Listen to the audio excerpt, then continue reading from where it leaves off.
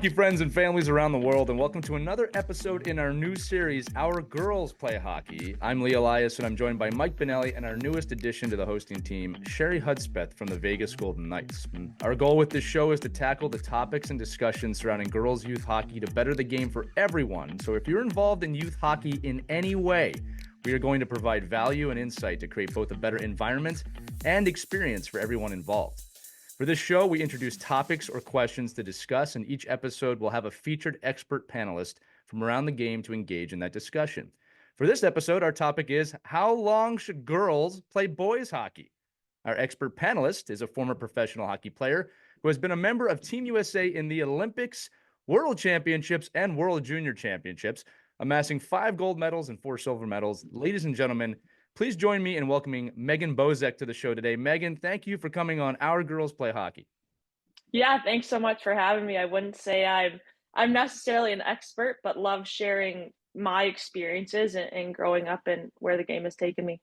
Megan, I would say you're an expert. Thank you. The Olympic thing and pro thing, that makes you an expert in my mind. But no, joking aside, the first thing I want to do is clarify what we mean when we say boys hockey, because obviously we refer to it that in the show title, because we know that's how most people are going to search for it. But in reality, in the USA, the official title is co-ed youth hockey, and then we also have girls hockey. Does Canada have the same deal? Is it different, or is that how it operates up there as well? I would say that's how it operates here in Canada, but they do things differently with birth years and different age groups. So I've been learning growing up in the States right outside of Chicago. We always went by birth year when I played with the boys growing up. And then switching to the girls side, it was under 16, under 19. But here they do it with an under 11 for the girls and under 13 and under 15. So it's different. And I think it poses a little bit of a challenge when you have the cross-border entering tournaments, because some teams are going to be older, some teams are going to be younger, and that takes advantage, I would say, as their youth. But it's just so fun to see kind of where hockey has taken it. And I would say I can say hockey here in Canada, but in the States, depending on who you're talking to, you have to say ice hockey, because some people think you're talking about field hockey. And right. Now there's roller hockey and ball hockey, which is absolutely incredible. But I would say it's about the same, just a little bit different with the age groups here. Megan, can you tell us a bit about your youth hockey experience, where you grew up? Did you play girls hockey? Did you play boys hockey? Can you tell us a bit about your youth hockey experience and where that took place? Of course. So I grew up in a town called Buffalo Grove, which is about 40 minutes northwest of Chicago, and started skating at the age of 2.5. I have 2 older brothers. They were always at the rink. My parents were done trying to babysit me at the rink, so they threw me on the ice, and I ended up loving it. So I started at a young age, but the first team I was on, I was actually a goalie. No one volunteered, so I shot my hand right up in the locker room. I said, I volunteer to be the goalie. I don't think I stopped any pucks that year. I was too busy waving at mom and dad in the stands to pay attention. So they knew goalie wasn't for me.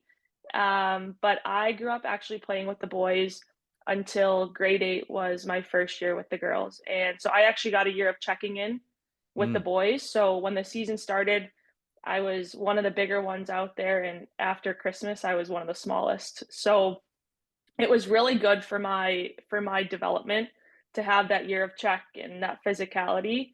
But it made it very tough transitioning to the girls' side of the game, where I found myself in the penalty box a lot more than I would have liked. But it was just a different game. And now if you look at the professional women's league, you would have really no idea except for the blatant open ice hits. But it wasn't like that when I switched from the boys to the girls' side.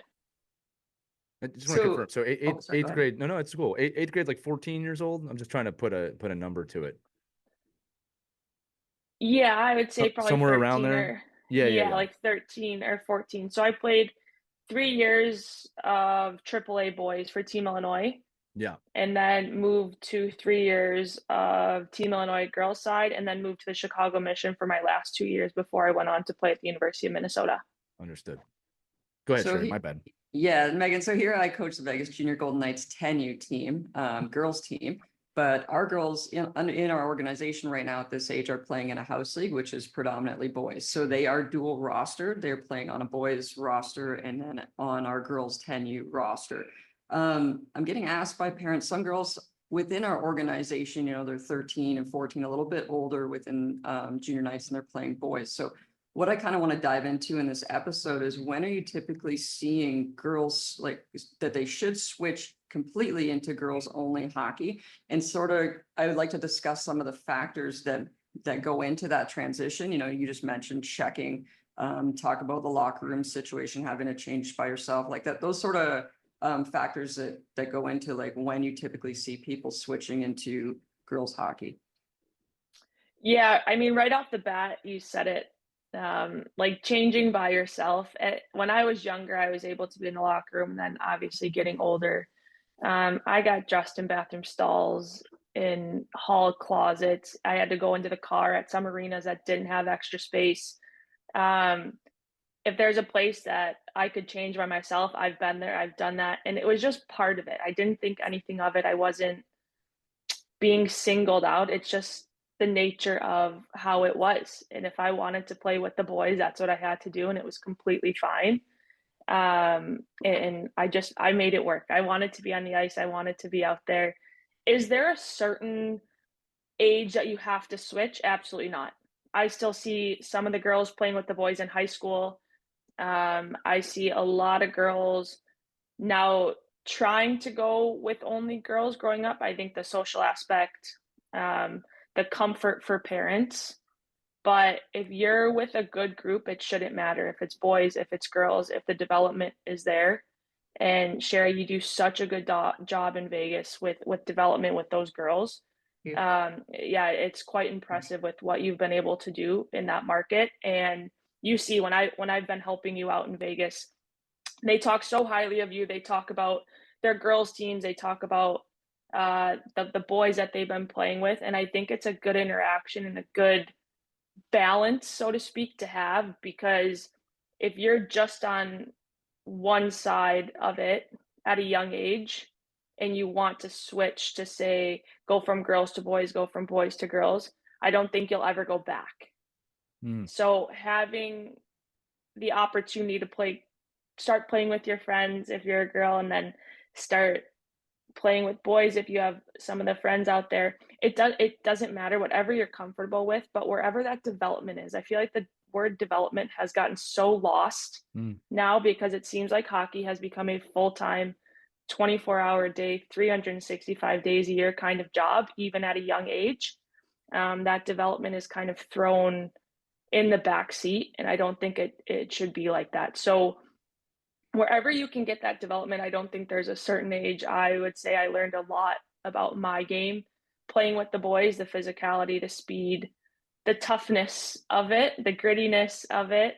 But now seeing on the other side how far girls hockey has come and how much more opportunity there is. I think everyone has a spot, everyone has a place to play. It's just, I think, comfort and where that development will be seen.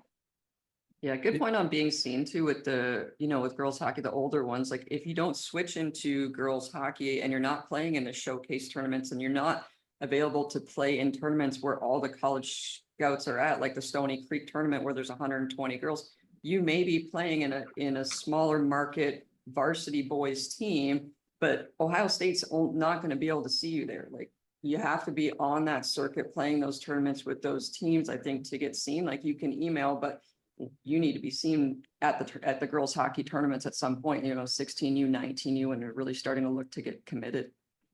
Yeah, absolutely. And I just think the body is just different. I knew even a year of Czech in grade 7, like I don't think I would have felt comfortable going into grade 8 doing another year of checking, where those boys were still growing. I was now becoming one of the smallest when I started off being one of the biggest, and I'm not a small player. And I just think the safety aspect of that. And then some people have some egos that say, all right, I'm going after the girl. I'm going after the girl. I think my parents should honestly write a book of the things that they heard at the rinks all the years. Some lady came up like verbally attacking my mom, being like, you need to check her birth certificate. She's not this age group. She's older. And I was like, okay, I'll take that. Like looking back, I'm like, I'll take that as a compliment. Like, I just beat your son out there. Like, it's just, it's crazy. People are crazy, but I know if I had another year of check, I don't think I would have felt comfortable going into the corners, having my head down, so to speak, at any point. But the showcases are where the girls thrive to be seen for a USA hockey development camp, the under 14, 15, 16, 17s, 18s, colleges, and now pro. And that was pretty much the mainstream. And now I know that you can send video, you can send emails and all of that, but it's still so popular to be seen, where boys have 77 leagues of junior that they can pick from, where the girls are just not quite there. So those showcases are very, very important. And I would say if you're one of the top players, people will know who you are, regardless of if you'll be at that showcase, if you're playing boys somewhere else. But for a lot, that's where their journey really starts if they want to continue on after grade school and after high school. You know, Megan, I'll say one thing we say this to our audience all the time, that you're probably not crazy, but the hockey world is crazy. And we always have to remind parents of that. It's not that you're crazy most of the time. We don't think the crazy ones listen to this show. Something that you and Sheri are both bringing up that's interesting is the fact that, and we knew this going into the episode, there's no answer to the question of the title of the episode. We can't look at any young lady and say, hey, at 12 years old, that's when you should move over. So in a great discussion like this, great questions are going to demand great answers, right? So I want to analyze with the entire panel here, for a young lady, for the parent of a young lady, what are the questions you should be asking to determine the trajectory that you want to go on? For example, you two are talking a lot about being seen and getting to college and getting to a higher level. That's one trajectory, right? So if a young lady wants to do that, that's a trajectory. There's also a trajectory that has to do with just camaraderie and wanting to be part of a team, right? And there's others. So let's dive into that as a group here. What are the questions? And we'll take it as the young athlete, the young lady right now. What are the questions they should be asking when considering switching or not switching? I think first off, if they have a spot on the team, not just taking them to take them if they have a name, if they've played elsewhere, a spot on the team. For me, a big thing is development. And I get asked now on the other side of working in skill development with hockey. The development has to be there. You're not just going to go from zero to hero just like that. And you're not going to learn much if you're just working on power play and penalty kill for half of your season at the age of 10. You still have to learn the fundamentals of it all. But then you also have to learn about where the coach has coached before. You kind of want to know where your child will be spending most of their time, probably more time than you spend with your family. You see your hockey community more than you sit at a table. For us as a family of 5, it happened for probably over 10 years. And then that's just the reality of it. So for me, I think a big one has to be development, has to be getting to know the coach on a personal level. I was really fortunate to be part of a lot of teams that I'm still very close with my coaches. So I think that just speaks measures to the personality of them on the ice, but more importantly off the ice. Hockey's not going to last forever. So what do you learn from those teams, from all of that? So you have to make sure parents, kids alike, that it's a right fit. Yeah, go ahead, Mike. My bad. Well, I was just saying, I mean, Megan, we've been on a couple of panels together, and I've really been able to watch you up close, talking to young men and girls, just on their development and their path and the way that transition happens from co-ed hockey to all girls hockey or all boys hockey. And one of the things you brought up a couple of times, in those conversations, was the impact of the conversations that you had with your family, mom and dad, and the opportunity to really talk through those transitions. So maybe could you just talk a little bit about what that conversation could or should sound like when you're making those decisions. It's easy to say, oh, my daughter's the best. She's the best player on this team right now. She has to make, she's never going to get better if she doesn't play against boys. And again, we're talking whole different regions here, right? I'm in the East Coast, Northeast. There's a lot of girls teams. I mean, there's a lot of opportunity to transition. If you're in Nebraska, maybe there's one team and you have to travel so far to make that transition that then you got to weigh it. But talk a little bit about how, the influence of your family, your personal discussions with mom and dad, led you to say, okay, I've got to make this transition now. It's the best thing for me. Yeah, I think my dad, if I wanted to stick in the fight, I could stick in the fight. I could sense that my mom had a little bit of a different feeling, just keeping me safe. But I have the most supportive family through and through. And if they ever forced me to do anything, I would ask if this was really my parents, because they have never pushed me to do anything. Obviously, like, wanted to help me pursue whatever I wanted to pursue, but it was never forced. Okay, now you have to switch to girls. Okay, now you have to play here. Now you have to play here. It's what I wanted to do, and I controlled that, which I think made it an easier transition for me. But it wasn't a hard conversation to have going from the boys to the girls side of the game. I just knew it was time. The size difference, the personality differences, I thought it was just time. But my mom and dad supported me through that all and made sure I was getting into tryouts for that next season to go into the girls game, because I was clueless. We were all clueless. We didn't know, and it wasn't as popular as it is now. But having those hard conversations to say, okay, am I going to get better? I loved hockey growing up, but I also played other sports. I wasn't just hockey and that was it. But hockey was definitely my one passion. But I was concerned. I was like, will I get better? Will I be able to play next year and make a girls team? Will I be able to play? And my dream wasn't to play on the US team. I wanted to go to college. I wanted to play college hockey. That's what I was striving for. And then obviously those dreams, those goals changed as the years went on. But it took a lot of effort as well for my parents to do their research on their end to put me in the best environment. So I ended up playing up, instead of playing a U14 for my first year, I ended up playing with the U16s, which I think really helped for my development, and had one of the best coaches, Tony Catchy, there that I had for 5 years as a coach, and still like one of our good family friends to this day. But you have to have those tough conversations, and you have to expect maybe a tough answer back, but know that they are responding with your best interest in mind. Who drives you to the rink? They do.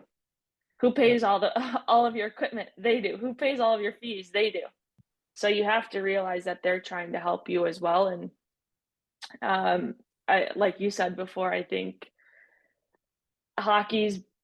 it's grown so much that it really has become a full-time job. But you don't want to be that crazy parent that coaches note.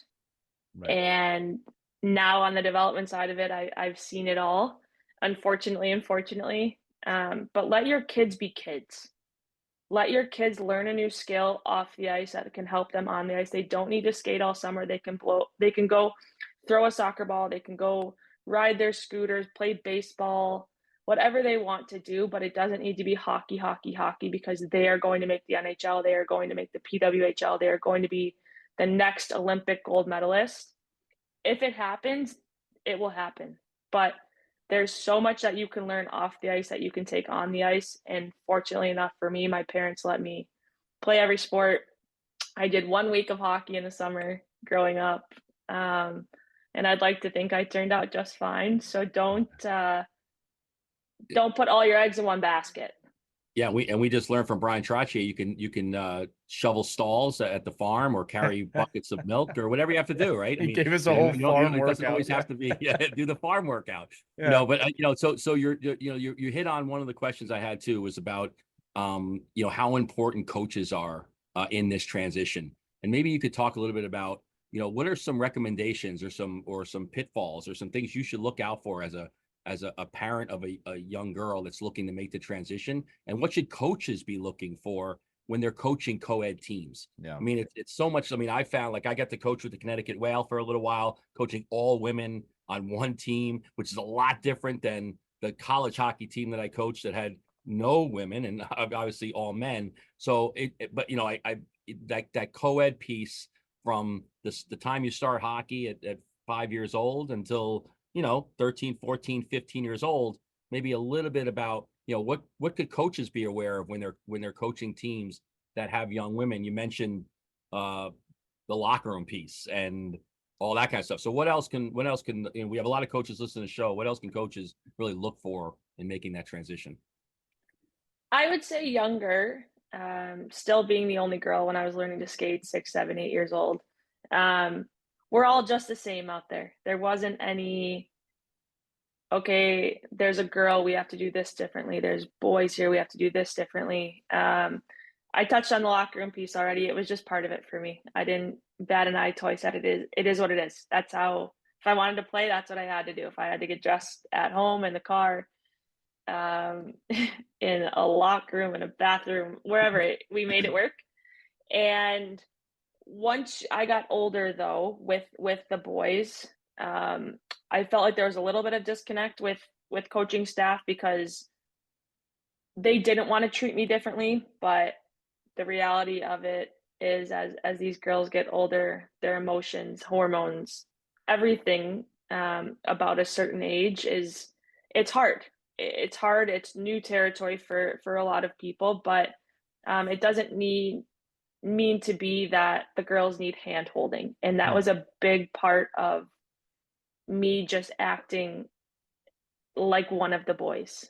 And I was just a teammate to them. And I think the coaches had slowly but quickly figured that out, that they didn't need to treat me any differently. I was just a teammate. I was just one of them. And then you go to the girl side, and I wasn't ready for as I pictured in my mind, like, okay, now we're going to do this. Okay, now we're going to do this. Like, that's not how I grew up playing. I have 2 older brothers at home too that make sure I'm not like that. And I didn't get that at all. There was none of that. I walk into the first tryout from day 1 of Team Illinois. There's a girl already throwing up in a trash can. I'm like, all right, here we go. Like, we're into it. But there wasn't any of that. It was still competitive. You have to have constructive criticism in order to get better. You have to learn from your mistakes in order to advance in anything you're doing. And I think the coaches that I had made sure that we were just players out there. You obviously, Megan, so I do want to pull a thread on this a little bit.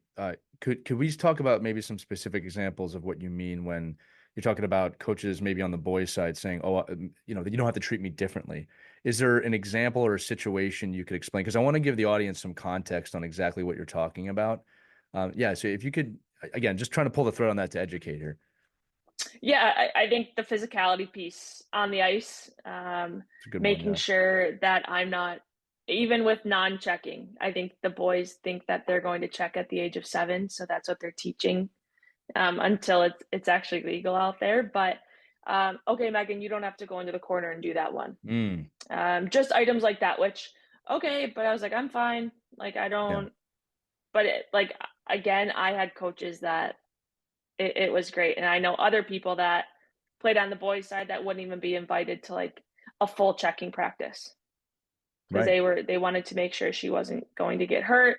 Where I specifically remember our coach would bring football pads out there, like the big blockers, and stand in a corner. So there were 3 of them, and we'd literally have to go get hit by the blocker, go get hit by the blocker. But it was just part of it. That's what I signed up to do. I didn't want any other treatment. But then taking that to the girls' side, first practice, I'm just running people. I'm like, okay, I have to change my game. I have to learn how to play physical without being that physical.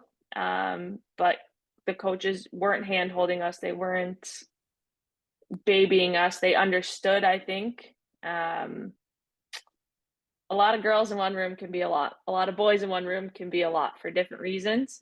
But there wasn't any major, I'd say major concerns on that. And even through youth and then with the national team, Bob Corkum had never coached girls in his life, as the head coach of the U.S. national team coming from the NHL. One of my favorite coaches.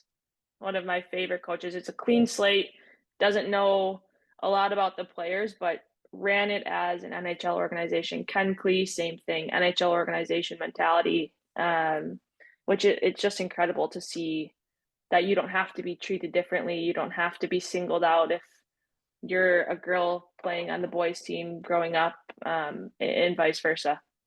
I think it's an important distinction to make because, again, I think for most coaches of co-ed teams, they're just trying to do the right thing, right? They're just trying to do what they think is the right thing. But if we don't have these conversations and discussions, how do you even know what that is, right? My daughter is 7 years old, going on 8. My son is 10. They both play. And it's been an interesting journey for me because my daughter is a very go at you type of person, which I love. But I've noticed on one of our teams, our school team, there's a female coach and there's several girls players. And, she approaches that situation not with more glee, but with more understanding of, oh, there's girls on this team, right? And then for her club team, she's the only girl on that team. It has not turned into a discussion yet, and I'm not trying to spark a discussion there because I don't think we need to have it. But as a dad, it's a curious thing to watch, right? That I do recognize that she recognizes there's other girls on the team, and that's an empowering thing for her. Now, again, at 7, 8 years old, we're still in the might squirt era of hockey where co-ed hockey is hockey, right? It was funny, a really quick story. I won't say any team names, but a very prominent girls team in the area, the leader of that organization came up to her and said, "Hey, when do you want to play for this girls team?" And she just kind of looked at him and said, "I'm a Hawk." Just like the team that we played for. Like, it wasn't registering on in her mind. This goes to the age group, right? It wasn't registering in her mind, well, oh, that's an all girls team. And it was just another team to her, right?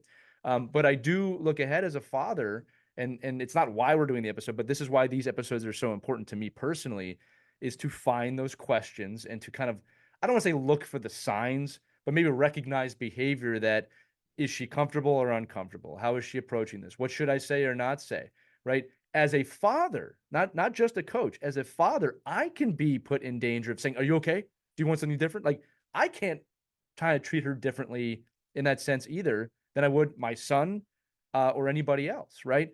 Now, personally, I think she just loves going out there and chasing her brother or trying to score on her brother, depending on the team he's on. He's a goalie or a defenseman. But it's an interesting thought process that we go through as dads when we look at our daughters in this situation, right? So an episode like this is really helping. I want to continue on the train of thought that Mike was talking about too, and I want to be specific around the group here. Just questions parents should ask their daughters. Probably when you get into that pubescent time period, it's when most transitions into girls hockey takes place. But we talked about it earlier. I think a great question, please tell me if I'm wrong, is just, hey, what's your goal? Is your goal to be a pro hockey player, collegiate hockey player? Do you want to be the next Megan Bozek, right? Or is your goal you're just having fun, right? And again, I'm with you, Megan. We all are here. Play other sports. My daughter plays softball. She loves that too. While I'm a hockey person, I try not to make sure she thinks she's a hockey person, right? I always have to remind myself that, like, no, she's a little athlete. That's what she is. But getting back to it, the questions. What is your goal? What are the other questions parents should have in the back of their minds when they're in the time period these discussions take place? I think too, if like I have a little guy at home too, and if he came to me and said, "I want to be an NHL player," okay, great. That's not going to matter to me until years and years ahead, where we could actually maybe put him in a different position if he chooses that path. I think it's getting so specialized at such a young age that it's hard because you'll ask someone, "What's your goal?" "Okay, I want to be in the PWHL." Yeah. Great. So what is going to change at the age of 8 to make sure you become a PWHL player? It should be nothing. Right. It should be, you are a child that has so much learning to do, that you have these goals and you have these dreams, and that is absolutely amazing to talk about. But that should be irrelevant to what you're going to put them in for the next few years. And that's my thought on it. That's my take on it. I have just seen so many females, so many males that have specialized too young, that maybe their career as a youth ends because they don't like it anymore. Whatever it may be. Yeah, it's a burnout. I think more of the conversation between a parent and like a daughter should be, do you feel comfortable there? Are you having fun with your friends? Are you learning something? And that's all it is. But I think as a parent, like I know my parents would ask me when I was playing with the boys the same exact questions. Do you have friends out there? Like, are you being nice to other people? Are you being a good teammate? Right. Because it all revolves around that. So I don't think the conversation necessarily has to change with if there's a girl playing with the boys, if a boy's playing with the girls, if it's all girls, if it's all boys. It should be the same. You need to raise a good human. You need to raise a good kid, a kind kid, because let me tell you, when you get older, word travels fast. So if you have a dream to play college hockey, college coach will give me a call and be like, oh, do you know so-and-so? Yeah, she's very disrespectful. Okay, off the list. Done. As quick That's as word of mouth. Exactly. That's all it is. You know, it's interesting you bring this up too, because you're right. The questions are very similar, no matter whether you're talking to a boy or a girl. And we always like to reiterate on this show that you don't want to overdo it with the questions. Like, you don't want to ask the same question every day. Are you okay? Are you okay? Okay. But I think it's also important to note that don't assume your child is going to just tell you, hey, I'm uncomfortable. And I'll tell you why, parents. And again, we can have a discussion on this too. At one point, not too long ago, the women's ice hockey in college rate was like 50% of girl hockey players got to play in college, it was by far the biggest conversion rate in all of the NCAA. That's Division I and III. What that did, I think, to a lot of fathers and parents was, oh, you've got a chance. You've got a great chance. And you start telling your kid that at 10 years old, right? Now you have made this somewhat of a job, or your dreams are ending up going down to them, right? And this is not their goal per se yet. And really at 8, 9, 10, Megan, to your point, that's really not what they should be thinking about. It's great to dream. Don't get me wrong, right? But there's a lot of work that needs to be done and a lot of things that are going to be happening, right? So the FOMO aspect of, well, 50% of girls make college hockey teams can really put pressure on your kid if they are uncomfortable not to tell you that, because they don't want to disappoint you. Or other common things that Mike and I have heard on this show is, do you know how much money I've invested in you to play this game? What do you think a kid understands about that? They don't understand that fully. They understand you pay for things. But when you tell a kid, well, the money is the value and not your mental state, that's what ends up happening. So just to kind of get off my soapbox here, you should ask. You should just tap in every once in a while. Are you comfortable? You having a good time? You having a great time? Be honest with me, right? It's okay if you're not. Boys and girls, I think, should be asked that question once a season, right? Are you having fun out there? If they give you an answer that's like, I'm not really, just have the discussion. That's what our jobs are as parents at the end of the day. But you got to be careful the pressure you put on your kids. And I said, for young girls, I remember when I heard that stat, and in one of the rinks I play at, Megan, they have banners of girls. I mean, across an entire rink, there's lots of names, all who have made college hockey programs. And I love that the rink is very proud. But it's also, like, for me, like as a dad, you're like, wow, that's an opportunity. But I can't put that on my kids, right? Of that's what you need to do now, right? So I'm trying to make that point of just, we got to mind our own selves here in these situations, because it can be exciting, especially for kids showing promise, but you got to be present. You got to be where your body is. It's a day-to-day journey and things can change. getting back to what Megan said too, is the high, when you start getting up into the high levels. So girls, parents listening to this, when you're 16, 17, 18, you're being recruited. Like what Megan said, word of mouth travels fast. When you're playing high levels, college coaches are looking for character. They're going to sit down, they're going to talk to your family. If you are a high level recruit, that coach may come to your house for dinner. So character is what they're looking for on the high levels, right? So if you have sort of nut job parents that are screaming it's too much, and it's trickled into the kids' body language where it's, you really have to emphasize being a good person. And I think, whether you make it or not in hockey, that's going to transition into the rest of your life and your work life, that you're a good person. So I think some of that we get away from when we're just looking specifically at a kid being a good hockey player. Right. To make it to NCAA, to college, to pro, you need to be a good person. Well, great people make great players, right? We preach that on this show, that and you said it, Sheri, character is part of the prerequisites if you want to do it. And again, if you have immense talent, you may make it someplace, but it in our experiences and the people we've interviewed, it's not going to last as long as you want it to if you don't have that character piece, right? Sorry, Megan, did you have a comment on that? No, I just laughed when Sheri said they may do home visits. Yeah, I feel a story coming on here. Yeah. Yeah, I had a home visit, and I wanted to play at University of Wisconsin through and through. I wanted to be a Badger. It was 2 hours from home, a big homebody. And I had the Minnesota coach, Brad Frost, come in and do a home visit. He was in town, whatnot, and comes in, and I forgot that I had a Wisconsin poster hung up. Yep. So he walks in, he's like, okay, this is great. Wow, like, cool poster kind of thing. I'm like, oh gosh, like, yeah, I ended up going to Minnesota, so it was all fine, but it's a running joke now that, yeah, sounded like a challenge. Maybe should have taken that down, but character builds everything. Character will make or break a team, will make or break your culture, and there's not going to be even playing time. There's not going to be even dressing time.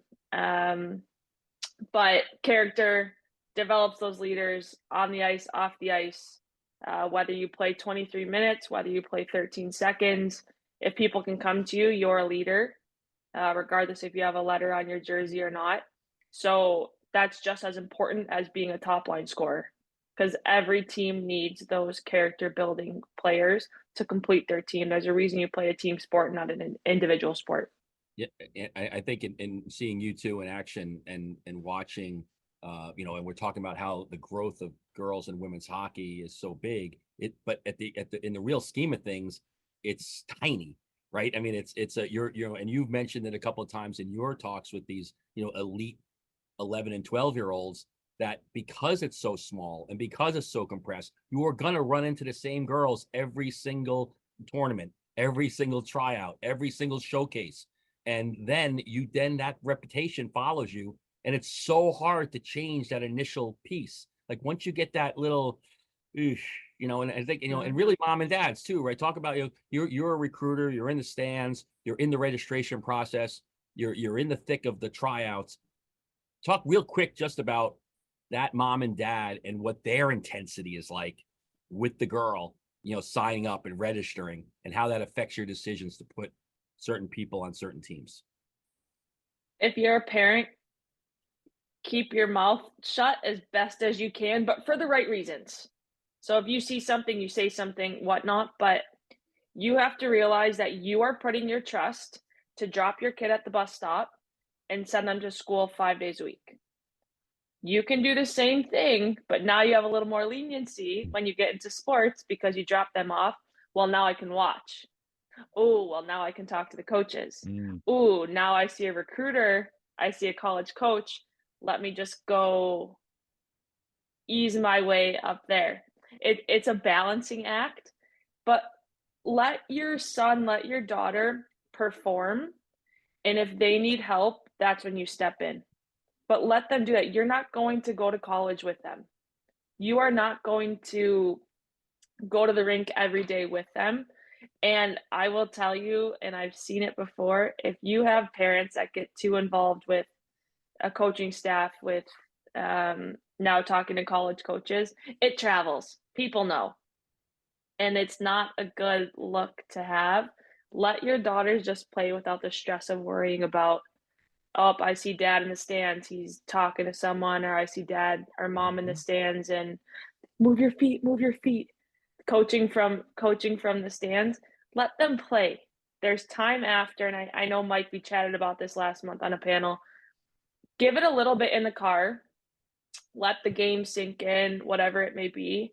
You can talk for a few minutes, but if you just give so much information for, say, an hour car ride, I'll tell you right now, your son or daughter is going to listen for probably the first 5 minutes and then be like, okay, this is so negative or too much information. Yeah, headphones on. Selective hearing is at its finest, at its peak right there. But you have to give them time to realize. Give yourself a 5 to 10 minutes chat with your child, and then that's it. They're not going to learn much from you jumping down at them to say, well, you could have done this, you could have done this in the second period. Why didn't you make that pass to Claire out there? Well, I don't even remember that play because I had 16 other shifts before and after that. So there's got to be a balance. I think the parents have to understand and realize, and there's a lot that comes to it, and emotions play a part in your child's performance as well. Big time. And they might not talk back to you, but they're now processing it. And then for all of us, when enough is enough, what happens? Yeah. Something explodes. So parents, I think, let your child do their work at the rink. If you want to have a conversation, absolutely, to get to know the coach, whatever it may be, but don't interfere with other things. Just trust that there are others trying to help your son or daughter. One of our most popular episodes ever on the show is titled "The Car Ride is Not for Coaching." And again, I always joke with the 8-year-olds, and I said, I told parents, what your kids thinking about after the game? Wow, they played Fortnite.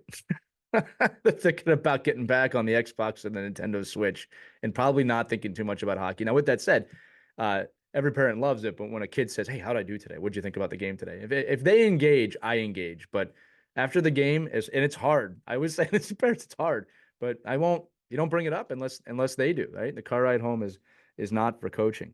One last question from me here, Megan. I'm going to throw it back to Sheri. It's an important question to ask for the purpose of this episode. What should we educate boys and men about when having a girl on the team? We talked about this a little bit earlier in terms of just no special treatment, or not providing special treatment that way. But I think it's also important, and you can speak directly to me if you want, as a dad and as a coach, to my boy players. What should we be educating them about when it comes to this? And it might be like you said, just don't treat ladies any differently, right? But what is the answer to that question?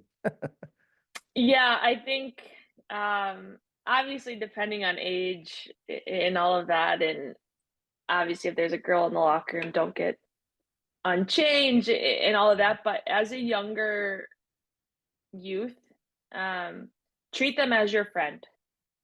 Treat them as your friend. Be kind. That's your teammate. If you have the same jersey on out there, that's your teammate. That's your friend. You don't have to be friends off the ice if you don't want to be, but just be kind. Right. Everyone is learning. Everyone is trying to gather new friends and gain new friendships. Just don't be a bad person. That's honestly my advice to what it comes down to. And I think as they get older, conversations will be different. And why do we have a girl on the team? Why do we? Yeah, I hear like, what is she doing? What is she doing here? Let's pick on her today. Like, I've seen it. I've been through it. I've heard it all. And it's just the nature of society, unfortunately. But just be a kind person. You're all there for the same reason, for that 60 minutes, 50 minutes, depending on where you live. Like, be a good person. And I'll go back to this through and through. There is a reason that you play a team sport and you're not playing an individual sport. You look to others to help you, to help yourselves, but you're working for that front of that jersey. If you wanted to do anything else, then you wouldn't be here. So just be a kind person. I think it does have to take a little bit of work from the parents to have conversations with their children to say, okay, you do have a girl on your team that's great. This is her name, and that is what it is. If there obviously if issues arise, have a conversation first and foremost. But for the younger, I don't see any difference of having to say, okay, there's a girl on the team, or you have a new teammate. Right. But a teammate's the Everyone, word. yeah, like Yeah. it shouldn't matter if you have a new girl on your team. Oh, you have a new boy on your team. Oh, you have a new teammate. You have new Right. teammates every year. Like you guys have new coworkers. I can't speak it, but like you have new coworkers every year. You have new employees every year. Like Yeah. it's not like, oh, you have a new lady at the desk over there. No, you have a new employee, you have a new coworker. So I think as the kids get older, there has to be different conversations. But as the younger youth, like you have a new teammate. That's all. So Megan, I'm sitting here in Vegas, recording this from City National Arena. And right now in the background, there's a boys hockey tournament going on. It's 8 in the morning right now. There is a all-girls team registered playing in this boys tournament. Yesterday, that all-girls team, it is the East Coast girls team. They beat a boys team 8-0. So what I want to get into is kind of the stigmas around girls playing hockey and girls hockey. And yeah, if you can just speak on stigmas that are not true about girls hockey development. If they can play, they can play out there. Why do they only have to compete against girls? I love, oh, well, there's a girls team in the tournament. Okay, Oh, well, the parents are upset. The boys are upset, slamming sticks. I love like it. they're getting I love it. stripped and lit up, and the boys are slamming their sticks. And it's kind of interesting. It's like these boys are, 12 years old. Like, why are they so upset? It's like, where is this coming from? That this stigma is still around, that boys are better, they're better than girls. And it's like at this age, they're all the same. And if anything, I would argue that girls mentally at 11 and 12 years old are ahead of boys. So it's not that surprising that they are lighting them up, but yet the parents are mad, the boys are mad. Like, where is this coming from? Yeah, like who are they learning? Still in Who are they 2024. learning that from? Yeah. Where are these boys learning that from? Is my I'll question and answer. Yeah, Yeah, like yeah. It's crazy. Like growing up, I had the opportunity to play in the Pee Wee Quebec tournament, and I played on the first girls team with Maino Rayom as my coach, and we That's would beat awesome. the boys, and boys, like, it's crazy. Do they get that emotional after every other game?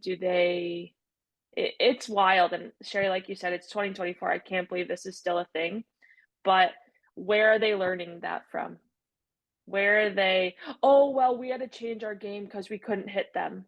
No, well, if you don't have checking, This is 12 then yeah. Exactly. If there's no Yeah. checking, your game has not changed. You're just, I don't know if you're embarrassed. I don't know if your parents are embarrassed that you just lost to a girls team, but you just lost to another team. Yeah, I was just And gonna say those you lost to a girls, hockey team. yeah, like the girls, some may say like, okay, we have a lot more to prove out here, and other teams just go and play, and that's when they do prove that they can compete, if not be better than whatever other team they're playing. And if it happens to be a bunch of boys, it happens to be a bunch of boys. For myself, I know being the only girl on the boys team growing up, I felt like I always had something to prove to make sure I belonged on that team, because it was a very competitive AAA team and all of that. But looking back, I feel like it made me better. And through all of it, I just think it's self-explanatory of like, where do they learn that from? Why are they slamming their sticks? Where did you hear that being beat by a girl is still a bad thing? It's We need more of it. I think that, and I think that, to Sheri's point though, the stigma part comes from education, right? It comes from the fact that when you're in the world of sport, that 11, 12, and 13-year-old girls, on the most part, are stronger and bigger, and maturity wise, they're in a different place. Like they're able to understand concepts more. It's not just physical play. although they can be physical. It's just, I think that's piece is that educational piece sometimes of, and I'd love to hear, are the girls' parents in the stands like whooping it up too? Like, look what we just did, wait, I'm a big what goes around comes around type of guy. So, I always kind of be careful about, where you are in that snapshot of time, and where, as a player. And I think, if you're educated in the sport or sports and athleticism, you'll know that, like, if I'm a boys coach of an 11 and 12-year-old boys team, like, oh crap, these girls are going to kick our ass. Like, this is like, they're just, because now they got an all-star team of girls at where they're peaking quicker than my very immature, small, and feeble young men here. So I think it's just a matter of just knowing, the context of where you're at. But I think that piece of the stigma comes from, like anything else, it comes from the education and understanding. And maybe those coaches of the boys teams need to come in and, like me, I'd be preemptively being like, hey, listen, we're playing, girls that are going to be more mature and they're stronger and they're an all-star team. And I would what an opportunity. I would help my boys understand that this is not a negative. It's that they're actually playing a higher level athletic team, and let's try to compete with them.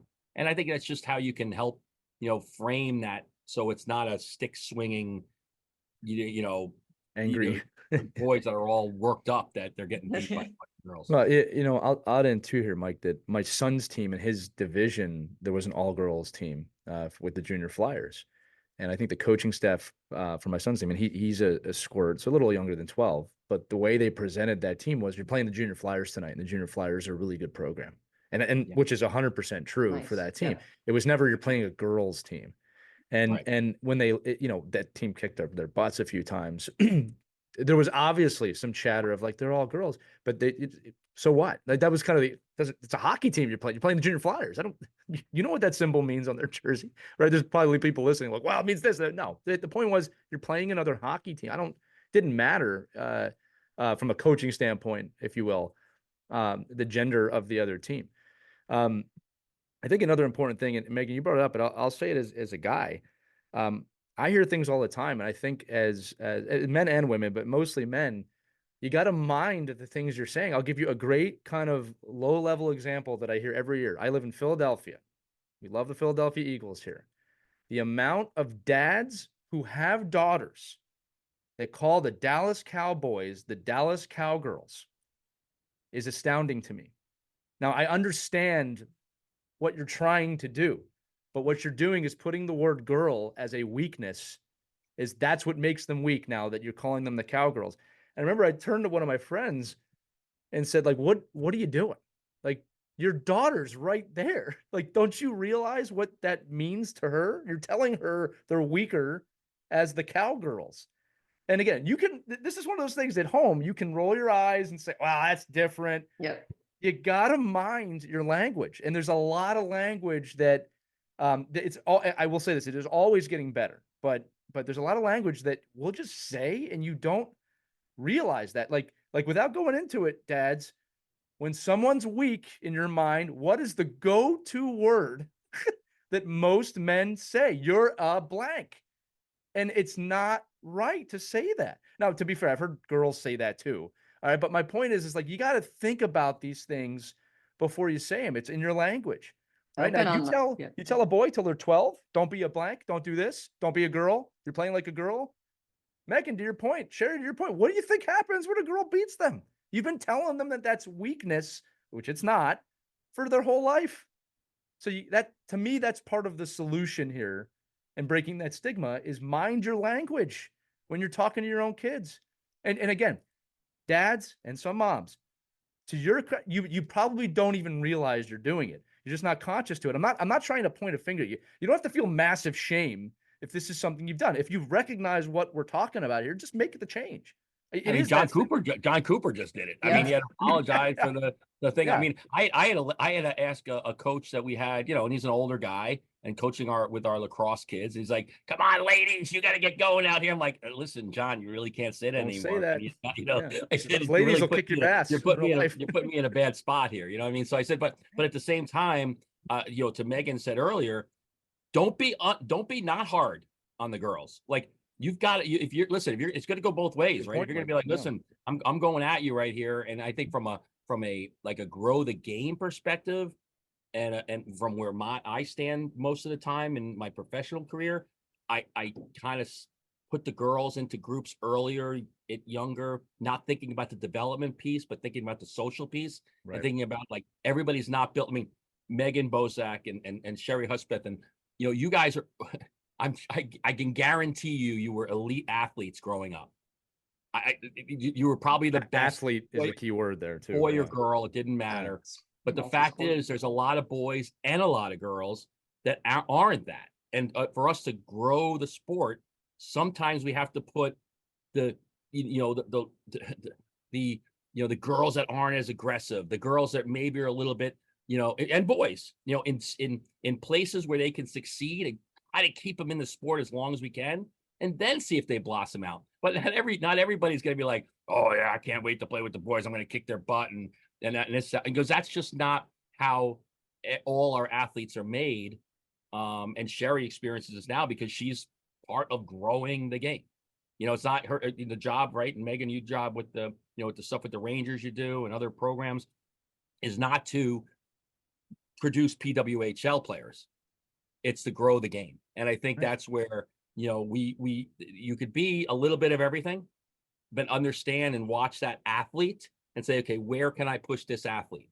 Boy, girl, whatever. And if you could push them, there's a lot of boys that I'd be like, listen, I'd stay out of checking until I was 16 if I was you, because you're gonna quit the sport because you can't handle it. But all of a sudden at 16, you're like, oh my God, where'd that kid come from? He just grew 7 inches and got mean and and then got confidence and now, but they lasted in the sport long enough to succeed.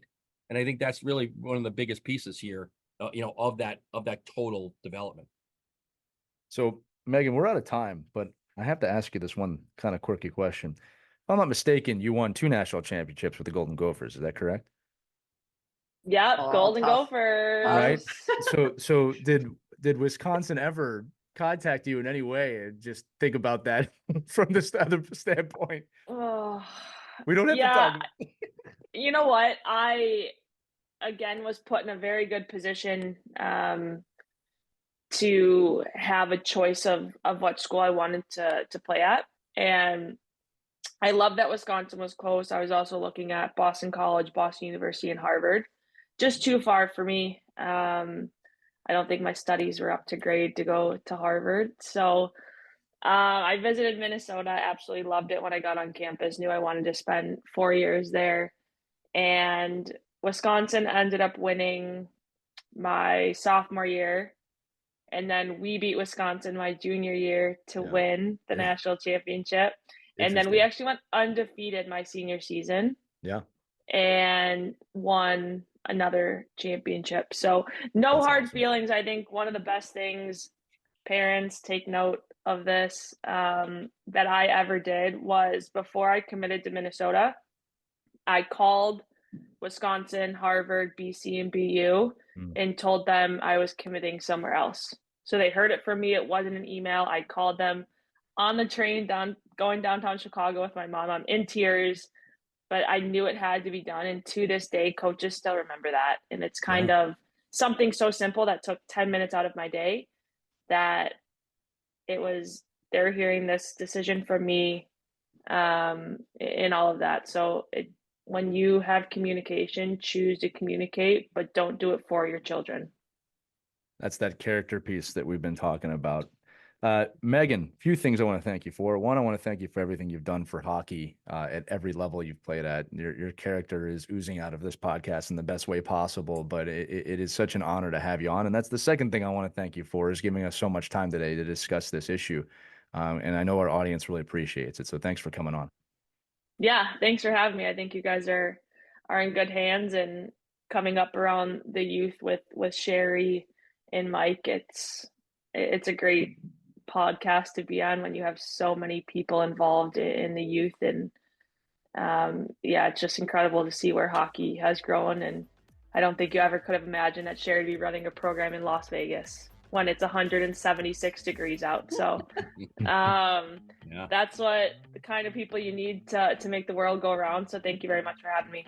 Yeah, Matt, thanks, Megan, for joining too. This is such an important conversation. Obviously, growing the girls' game, get asked a lot. We want to try to get as many girls playing hockey as possible. And we do have girls programming here. So educating parents that it is great. You can make the Olympics playing girls hockey. You can go college hockey, or you can just have friends, like whatever path works for you. So very important conversation today. And I really appreciate your time, Megan. Thank you so much.